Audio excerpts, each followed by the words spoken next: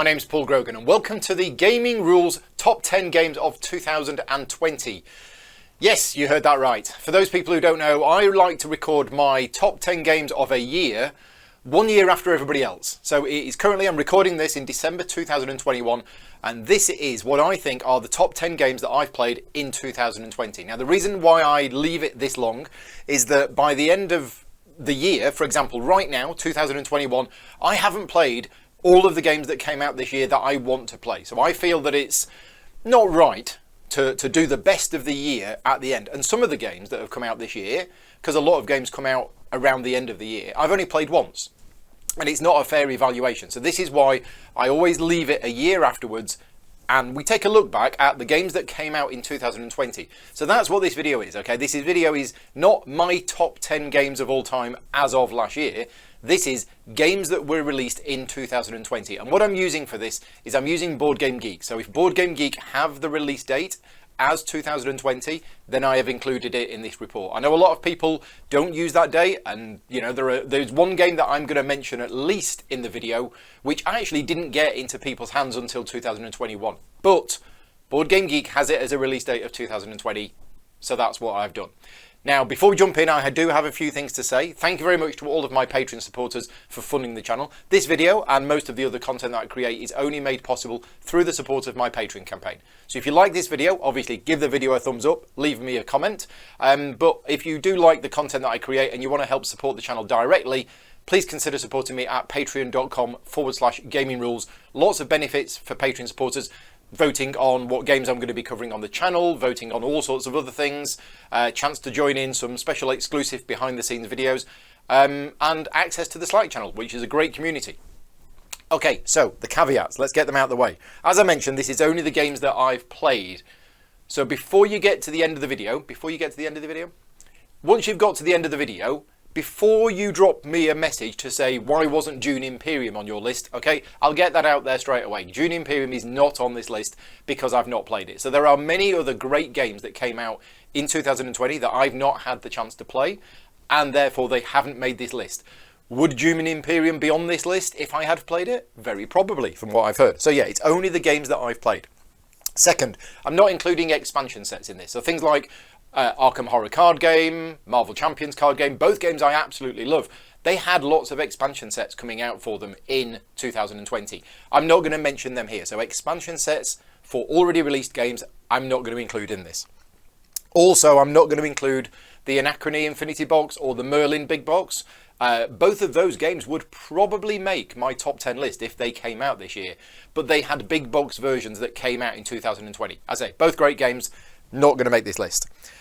Also, this is a fairly fluid list. Okay, I'm going to give you some honourable mentions and I'm going to give you my top 10. But these top 10 lists are really hard to make. So I've been changing every couple of hours. I've looked at the list and I've changed things around again. Okay, it's a very fluid list. What I'm going to give you is a list of a number of games which I think were great games which came out in 2020. Take the order of these games fairly arbitrary. You know, don't think of them as absolutely fixed in stone, because I even got up this morning, looked at the list, and one of the games that was an honourable mention has now made it into the list, and it's actually made it a few places up the list. So yeah, it's a very fluid list, and if I was to make this list again next week, it would possibly change. I mentioned at the start, one of the reasons why I do these videos a year after everybody else does them is to give me a chance to play more games from that year and to play more of those games. However, some of the games on this list I have only played a few times, and whilst that's enough to know whether I like it or not, it's not been enough to know whether it is one of my favourite games of the year. Unfortunately, it's just the simple fact of not enough time to play these games enough time. The final caveat I have to say is, and I want to get this out there at the start because this actually makes me quite anxious when creating these videos. So I wanted to anxious to the point where I almost didn't create this video, because some of the games that I'm going to mention on this list I have had some professional involvement in, and I normally don't like to give my personal opinion on games that I was professionally involved in. So even if I did a video for the game or a rulebook from the game, it always makes me a little bit nervous. However, the simple fact is, this list that I'm going to give you now, this is completely unbiased. You might not believe me, but If you know me, you'll know that I'm honest. This list is an unbiased list. The fact that I was involved in some of these games, in writing the rulebook or doing a video, makes no difference whatsoever. I'm actually quite thankful that some of the games that I've worked on professionally in terms of rulebooks and videos ended up being great games. So yeah, that's why. Some of the games on this list I have been involved in. Right then, moving on. Honourable mentions. I started off by shortlisting all of the games that came out in 2020, which I think were good games. That was about 30. I then had to get that 30 down to 10. And although I've managed to get it down to 10, there are a number of games which I wasn't able to fit into the top 10. And there's 5 of them. So effectively treat this as a top 15. But the honourable mentions are, first of all, Project L. Now, Project L is a game that caught me by surprise. On the surface, Project L it's a family weight game for a start. I mean, it's not... There's family weight games that are a little bit complex, and there's family weight games that are actually suitable for everybody. Project L is suitable for everybody. It's very simple Tetris, putting coloured shapes into puzzles and completing them, and that's it. The rules are really simple, and I wasn't expecting to like this as much as I did. And the reason why it's made an honourable mention is every time I've played this game, it's been enjoyable. Every time I've taught this game to other people, they've enjoyed it. Many of them have gone on to buy their own copies. And we're talking gamers as well as non-gamers here. Every non-gamer that I've introduced this to, although my opportunities to play games with non-gamers is actually fairly limited, but they've enjoyed it as well. So Project L sits there in the sort of special area of, well, this is a game that's too simple. Surely gamers aren't going to enjoy this, but actually they do, because it is easy to teach, it's fun, the component quality is great, and yeah, Project L works really well. Right, next on my honourable mentions is Undaunted North Africa. Now you might think, Undaunted North Africa, why are you mentioning that? Because that's an expansion set to Undaunted Normandy. It's not an expansion set. Undaunted North Africa is a standalone game to Undaunted Normandy, but taking the theatre of operations into North Africa. And the reason why I've got it on this list is that despite the dice rolls, because this game has dice for resolution, despite the dice rolls, this is just an enjoyable game to play. It combines deck building with some tactical movement. It's got a historical war theme, which has made me sort of learn a bit more about that area. Multiple scenarios, and yeah, it just plays really nicely. I've actually been playing quite a bit of this recently, and obviously the recent expansion set reinforcements makes it into a solo game as well. But just Undaunted North Africa on its own, clever rules, and as I say, a great combination of deck building and choosing actions for the different units, and very, very tactical. But yeah, good job on that one. Undaunted North Africa. Next up is High Rise. Now, High Rise is a game from Gilhover, and I don't think this one has made that many people's lists. And I've only played it a few times, and if I'd have played it more, it might have even been higher. But Gilhover in the past has done some relatively light, fun games. Networks is probably his biggest one. But High Rise came out in 2020 and is a stonkingly good Euro game. As I say, I've only played it a few times, but it's a really clever where you move workers around the edge of the board, but you've got to move them ahead, but you go into the same section. And essentially you're building skyscrapers, and there's the sort of area control with the heights of the skyscrapers, but it's a solid Euro game. It is really solid Euro game, and it's a little bit different from what Gil's done in the past, because as I say, his previous games have been a bit lighter with a bit more sort of humour in terms of the artwork and everything else, and this is aside from that. This is a solid Euro game, and yeah, I've enjoyed every game I've played of it, and there's a solo mode as well. Finally, on my... No, not finally, two more. Tekhenu. Obelisk of the Sun. Now, this could have easily been in my top 10 if I just managed to play it more. I have enjoyed my plays of Tekhenu, and the only reason it didn't make my top 10 is that when I was thinking about this in the last week, I was thinking, have I played this game enough to know whether it's really, really good or just good? So it's in my honourable mentions, and if I'd played it another couple of times in the last week, I might have thought, oh, wait a minute, this is like a top 5 game for me. I don't know. So it definitely deserves to be on my list somewhere. I just don't know exactly where. My only concern with Tekkenu is it is a heavy game. There's a lot of teaching up front. You've got to go through all of the different actions in the different places, but the way that it interlocks some of the mechanisms, the way that the dice work is very, very clever, and the way that the obelisk turns around.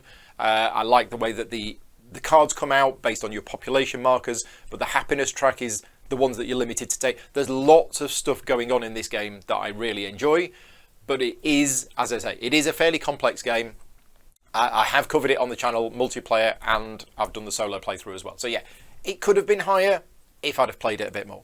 And finally, Rococo Deluxe Edition.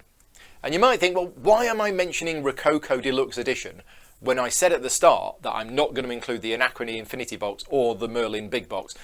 And that's because Rococo is a game which I'd never played before until the deluxe version came out. So for me, the version of Rococo that came out in 2020 was a new game to me. Rococo is one of those games which has been highly respected over the years.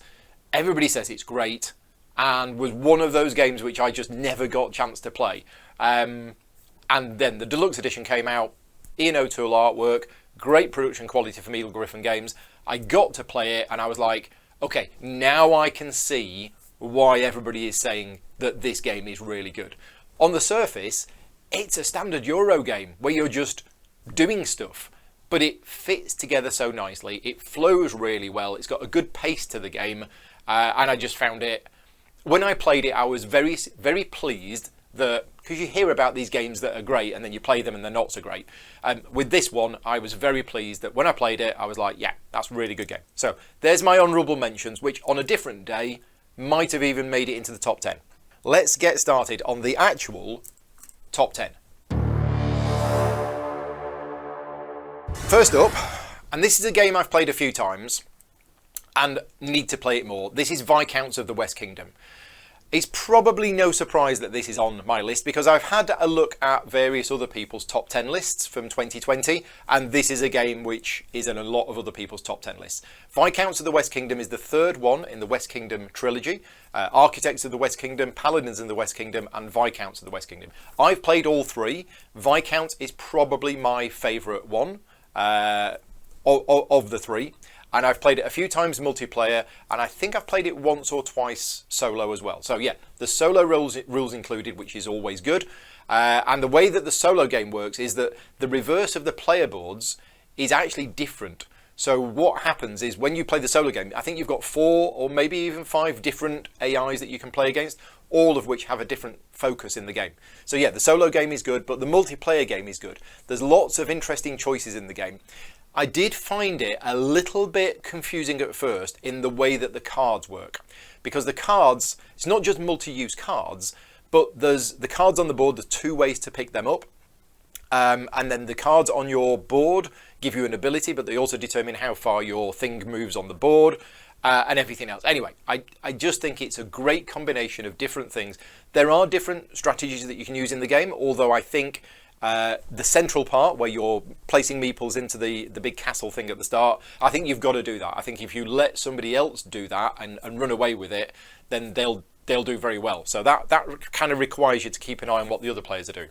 But yeah, overall, Viscounts of the West Kingdom, like all of the other games on this list, I wouldn't say no to another game of it. And even just talking about it now makes me want to do more games of it. I certainly would like to do the solo game more, going through the different other AIs.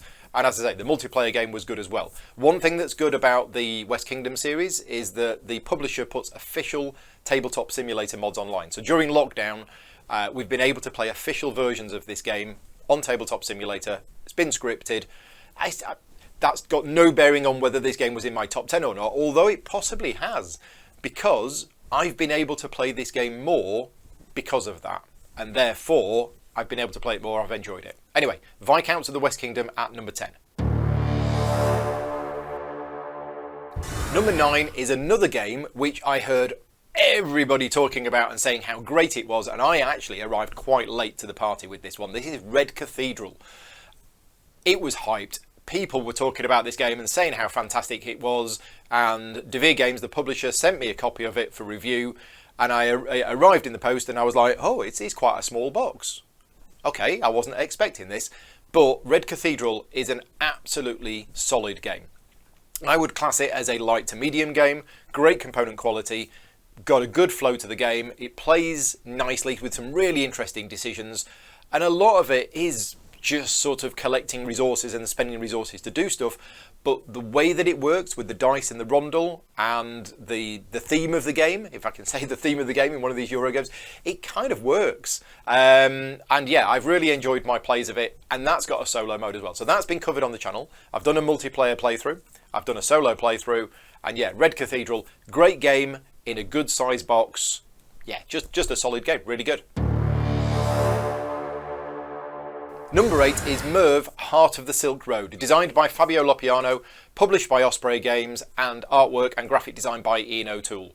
Merv, Heart of the Silk Road, or just Merv for short, is another solid Euro game with really interesting decisions. I love the way that the city build-up works, the way that you're selecting columns and then rows, and you're trying to build up your own houses, but there is this opportunity where you could say, well, I'm going to go there because you've got 3 houses, and I'm going to get the benefit of all of your houses because you've built them all in a row.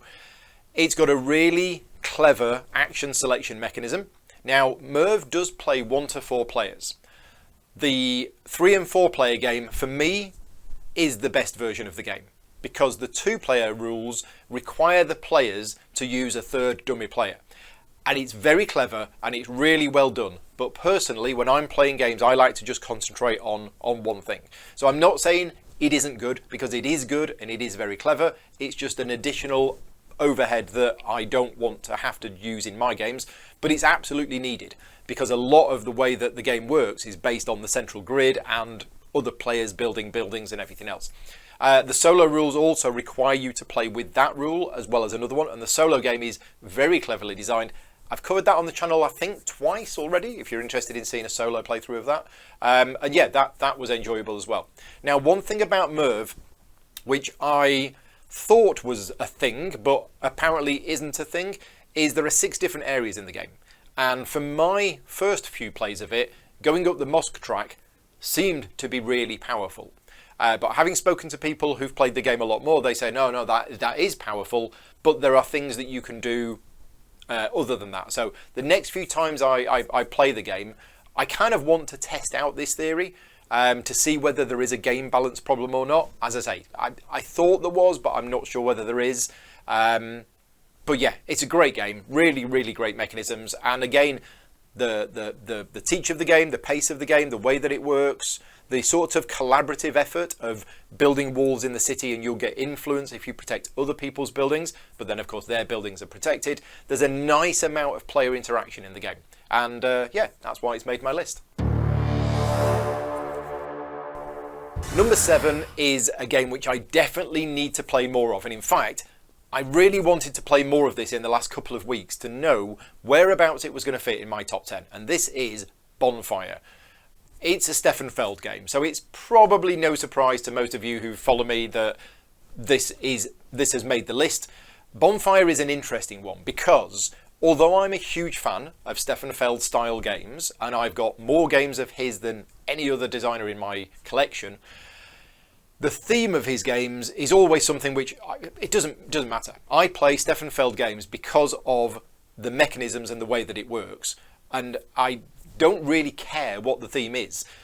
But the theme of this game is a really unusual one. It's like these forest gnomes, and there's this light from the city that's gone out, and there's these guardians, and it's a bit weird, but it doesn't matter, because the game itself, the action selection mechanism in it, the way that you take those fate tiles and you place them on your board, and that gives you certain action counters, and then you perform the actions. And like a lot of Stefan Feld games, there's like 6 different actions you can do, and this interlocks with that, and you're trying to move your guardians around, and then you're moving the bonfire around to get bonuses and everything else.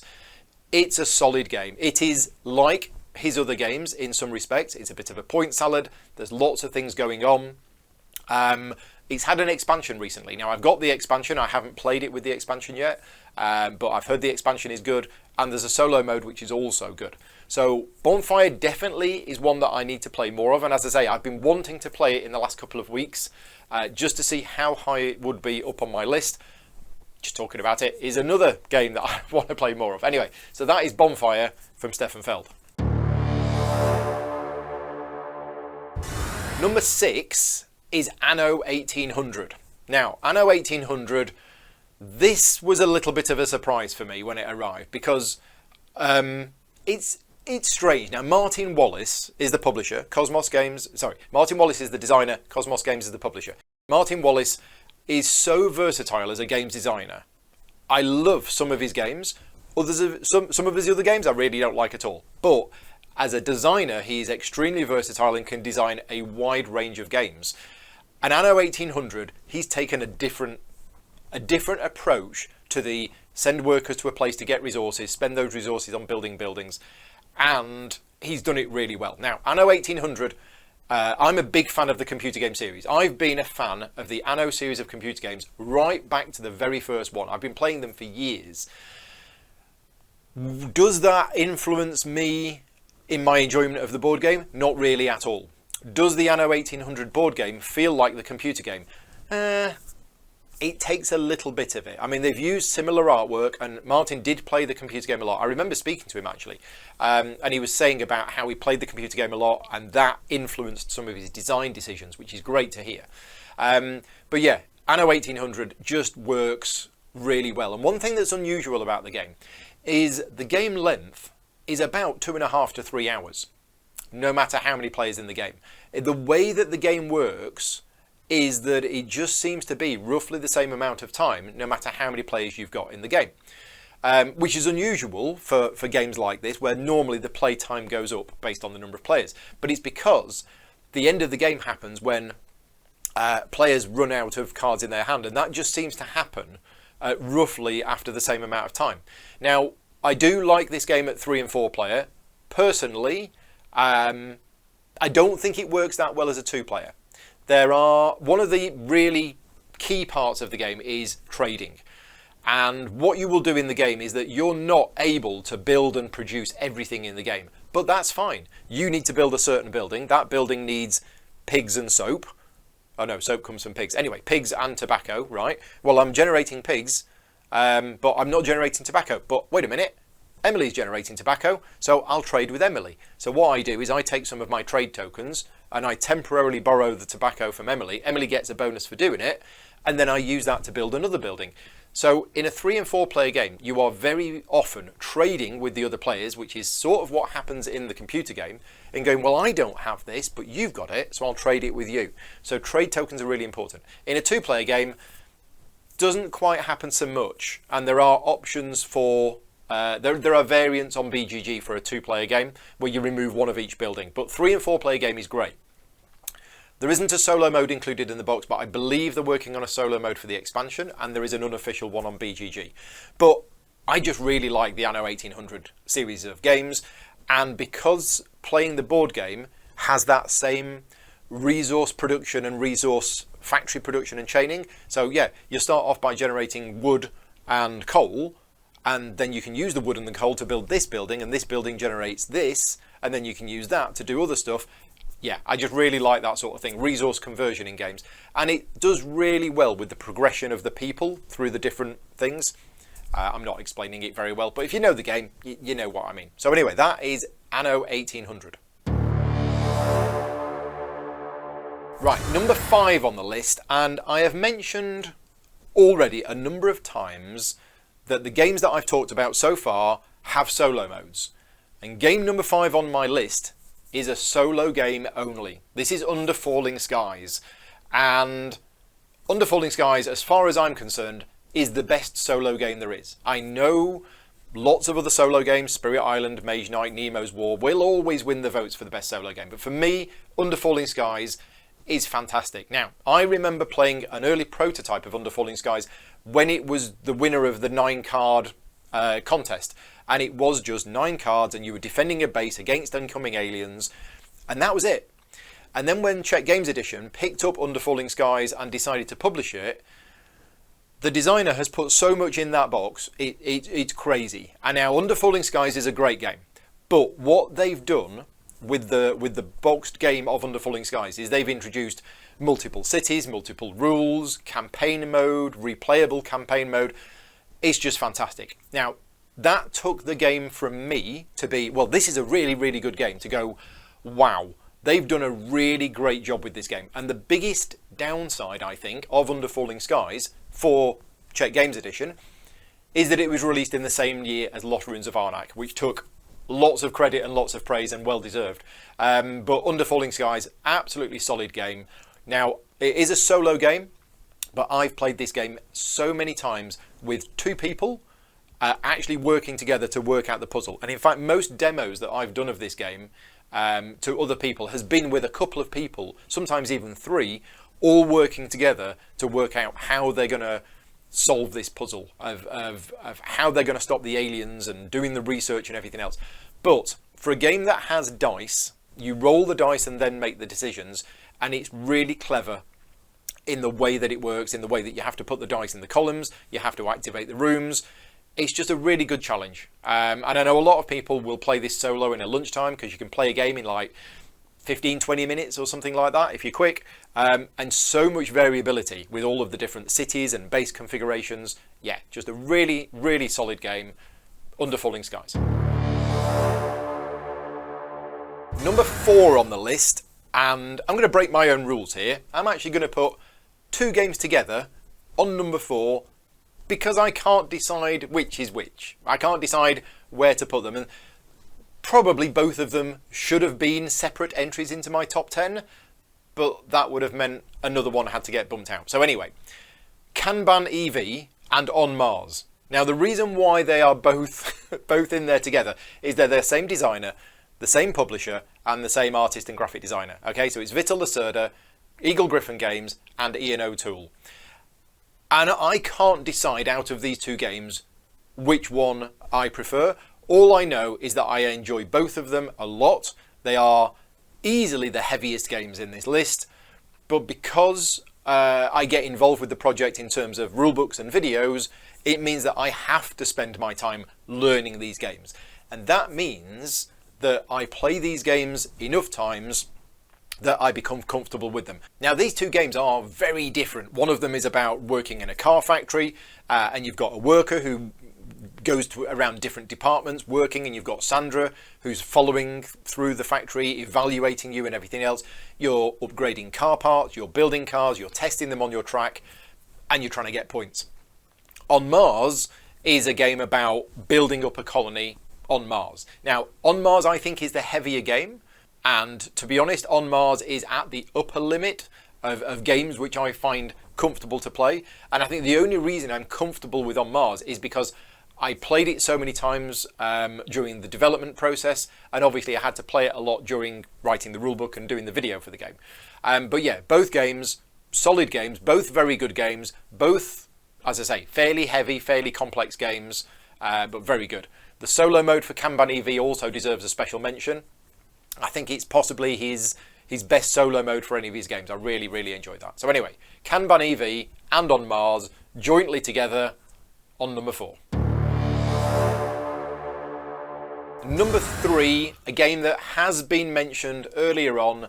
This is Lost Ruins of Arnak. Now, Lost Ruins of Arnak, CGE had a hit with this game. It just hit the right sweet spot of a nice theme. We all like Indiana Jones. Well, I assume we all like Indiana Jones. You know, in the jungle and exploring and ancient civilizations, worker placement, deck building, those things combined in a nice setting with different choices to make and routes to victory.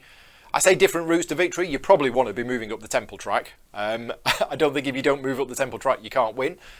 Prove me wrong. But yeah, Lost Ruins of Arnak, absolutely solid game, and it's really nice because I know the designers of the game, playing an early version of the game with bits of Lego that they'd borrowed from their kids, and I knew at the time, I was like, oh, this is quite nice. It's really nice to see that years later they ended up with one of the biggest hits of the year. And I know a lot of people who have this in their top 10, and I know some people who have this as their best game of the year, and that doesn't surprise me. Lost Ruins of Arnak is a fantastic game that just plays really well, hits a nice sweet spot, and CGE did a really good job of production.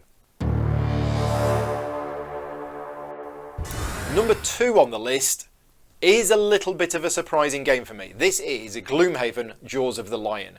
And when Gloomhaven Jaws of the Lion got announced, being somebody who has played a lot of Gloomhaven and really enjoys Gloomhaven, I was expecting Gloomhaven Jaws of the Lion to be a cut down, watered down version that maybe was for people who weren't ready for Gloomhaven. It's not, okay? Now, the first few scenarios of Gloomhaven Jaws of the Lion are teaching you how to play. And if you are an experienced Gloomhaven player, you will probably find the first few scenarios a little bit, oh, do I really have to do that because it's teaching you how the game works? But once you've got past that, I've personally found the characters from Jaws of the Lion more interesting than some of the characters from the base game. It's not to say that some of the characters from the base game aren't very interesting. I just think the design that's gone into the new characters, it's very clever, and it's really interesting how he's been able to come up with even more interesting ideas. The scenario design, I think, has been better. Okay, most of the scenarios that we've played from Jaws of the Lion have been overall better than the scenarios that we've played from the original Gloomhaven. More interesting, bit more interesting story, bit more interesting special rules, and just really enjoyed them. So for anybody who has not got Gloomhaven Jaws of the Lion, because you think, well, I love Gloomhaven and I've played Gloomhaven a lot and I don't kind of want this lesser version, it's not really a lesser version. It's a perfectly good product. I say perfectly good. It's a very good product. And also, Gloomhaven Jaws of the Lion, if their intention as a publisher, and I assume it was, to make Gloomhaven more accessible to a wider range of people by releasing a smaller version with only 4 characters in a small box, fewer scenarios, and more accessible rules, then they've absolutely done that. It is brilliant, because when you see the big box of Gloomhaven and you see the price tag, that's going to put off a lot of people. But I know a lot of people who got Gloomhaven Jaws of the Lion just to try it out because of the price point, and have been introduced to the game, and it's been fantastic. We haven't actually finished playing the campaign yet. Unfortunately, we had to put it on hold a couple of months ago, but we are planning to finish it hopefully over the Christmas period, and then it'll be done. But yeah, Gloomhaven Jaws of the Lion has been a fantastic experience, and I wasn't sure this was going to be in my top 10 when it was announced, but as I say, having played it and having experienced it, and in some ways there's a lot of it which I think is better than the original game. And finally, my number 1 game of 2020, and I'm wondering right now how many people have been watching this video and thinking, well, hang on a minute, he's mentioned Lost Ruins of Arnak, he's mentioned Gloomhaven Jaws of the Lion, he's mentioned what's left? The number 1 game for me in 2020 might be a surprise to some of you, and possibly not a surprise to some of you who know me quite well. And this is Sherlock Holmes Consulting Detective Baker Street Irregulars. This is box 4 of the Sherlock Holmes Consulting Detective series. And if you've watched any of my video logs over the last year where I've been talking about this game, in fact not the last year, possibly even the previous year, but any of my video logs over the last 2 years where I've been talking about this game, I gush about this game so much.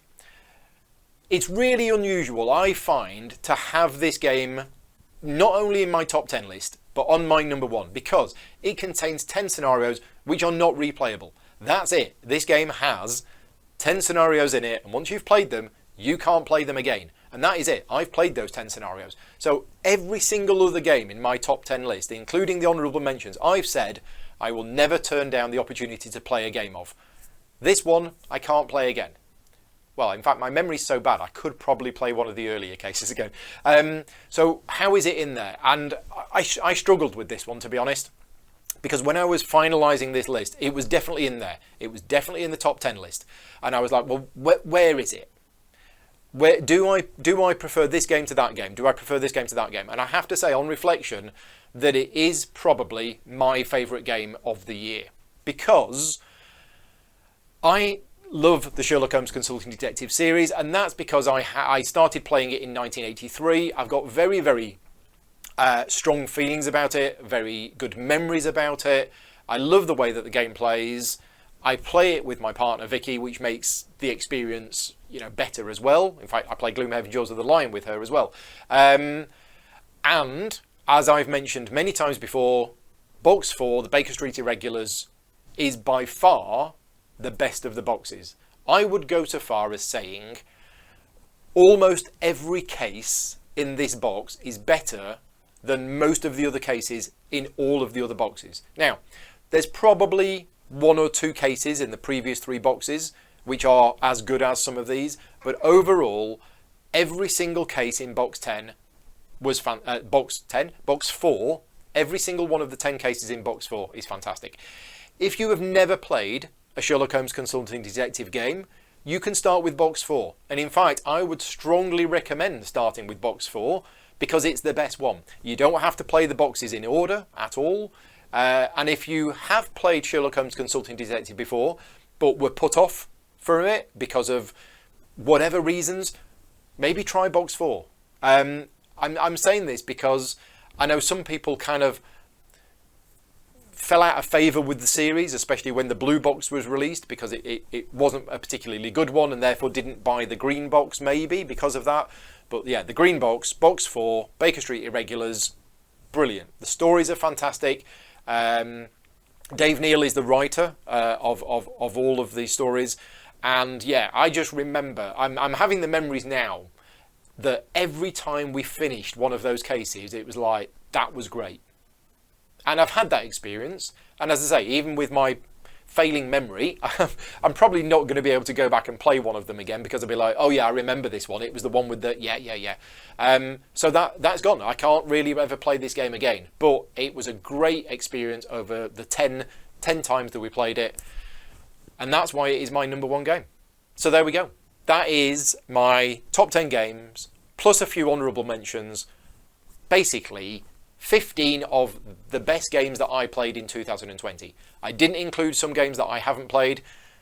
On a different day, the order of those would have been slightly different, and maybe some of the games might have sneaked in, maybe not, but there you go.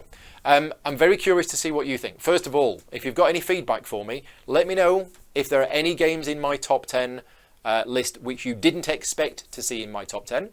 Also, let me know if there were games which you did expect to see but weren't included in there, and also let me know what your favourite games were.